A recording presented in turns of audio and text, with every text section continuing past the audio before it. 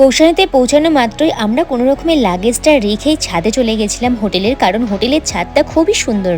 আর ইনি হচ্ছেন হোটেলের ম্যানেজার, যিনি আমাদের কৌশানীর ব্যাপারে অনেক কিছু বললো যেগুলো বেশ অজানাই ছিল। আর পেছনে আশা করে তোমরা দেখতেই পাচ্ছ ঝিঙ্কা দোলনা চড়ছে। যাই হোক, ওয়েদার খুব একটা ক্লিয়ার না থাকলেও কিন্তু আমরা হিমালয়ের রেঞ্জটা দেখতেই পাচ্ছিলাম ভালোভাবে। তারপর আমরা চলে এসেছিলাম আমাদের হোটেলের ব্যালকনিতে।